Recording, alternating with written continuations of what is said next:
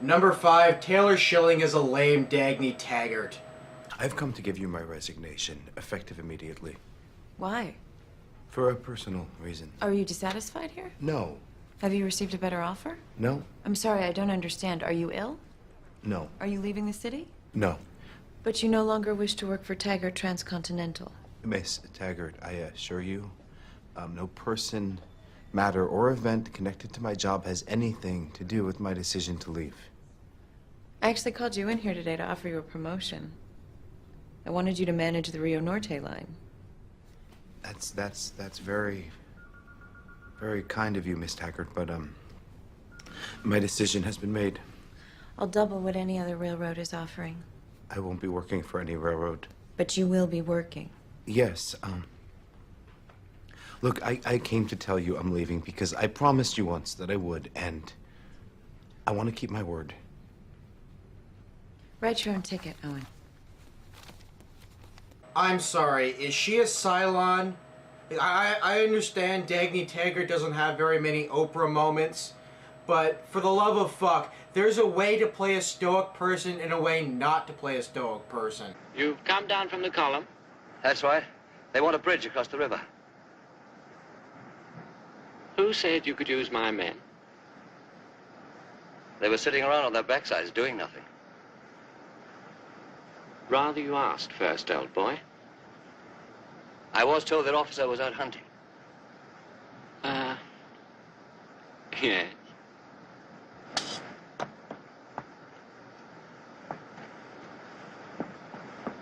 I'll tell my man to clean your kit. Don't bother. No bother. Not offering to clean it myself. Still, a chap ought to look smart in front of the men. Don't you think? Well, Chin Chin, do carry on with your mud pie. The hostility is so hot you could fry bacon on it, and yet no one's screaming. And I know some of you might be thinking that I'll just never be satisfied with a Dagny Taggart. The role cannot be done properly. And believe me, I'm really fucking thankful this role wasn't cast by Brangelina. But at the same time, I've seen characters like this done well. The best example is True Grit. The character of Maddie Ross is actually quite similar to Dagny Taggart in that they're both female characters that take on tasks that most men shirk in a male-dominated world. Haley Steinfeld played this character brilliantly, and unto this day I am pissed off that she did not get Best Supporting Actress, although I have no idea why she was nominated for Best Supporting Actress, since she's in this movie most of the fucking time. She deserved Best Actress. And I hate children in movies. Number 4, I thought Hank Rearden was Atlas. Atlas is the symbol of the productive men in this story. Atlas has to hold up the world by himself for no thanks whatsoever. In fact, he gets a lot of scorn for it.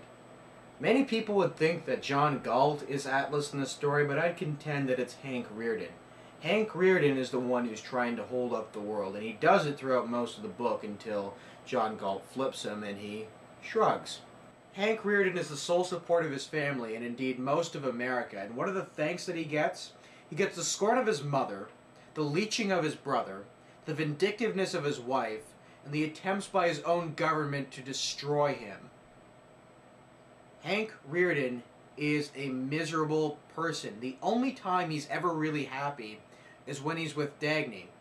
But that's a double-edged sword, because having an affair with Dagny violates his oath to his wife, and he really, really hates being an oath breaker. Hank Rearden is a very complicated and depressed person, and he does not come across as such in this movie. He seems to be totally unfazed by the things that tore his character up.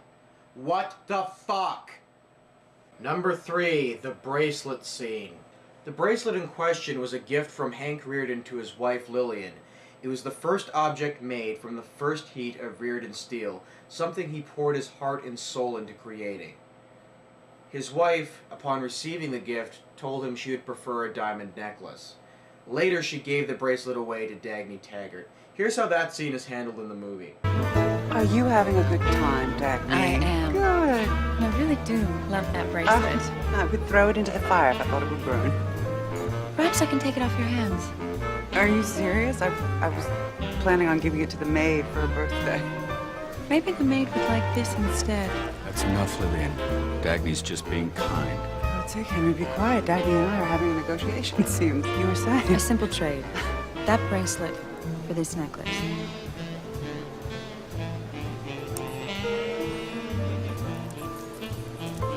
It's yours.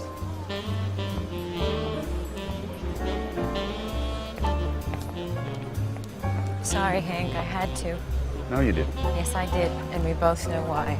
Actually, Dagny, we don't know why. Because this scene was totally fucking botched! In the book, Lillian Reardon was bitching about the bracelet to her circle of gold digger friends and was whining about how she should be wearing a diamond bracelet on this night, but she's wearing this metal piece of shit just to appease her horrible, horrible husband. Dagny Taggart, publicly, in front of everyone, took her up on that offer. It was a scene that had a lot more dramatic weight and actually made fucking sense. How does Dagny Taggart in this movie even know the story behind that bracelet?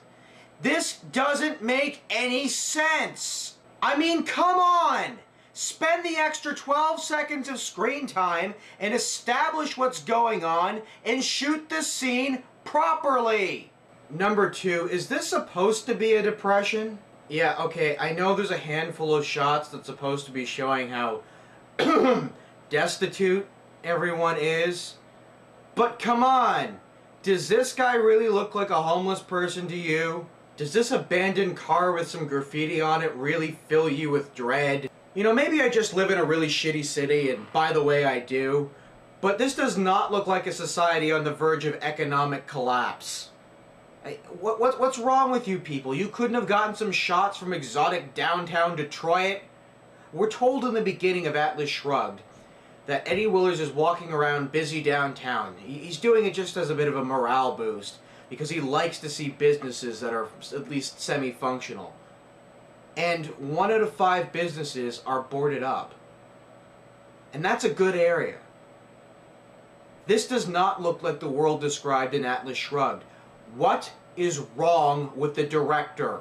Number 1, the final insult. So we finally reached the climax of this movie, and so much of the government's dicking around of Ellis Wyatt has been completely cut out, so we don't empathize or understand why Ellis Wyatt suddenly goes berserk, burns down his oil field, and goes on strike. But whatever, Dagny Taggart shows up at Ellis's torch, and she says...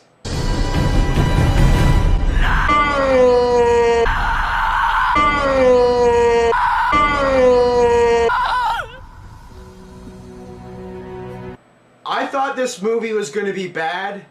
I didn't think it was going to be prequel bad. Sardonic Media, cheers. I gotta go drink more.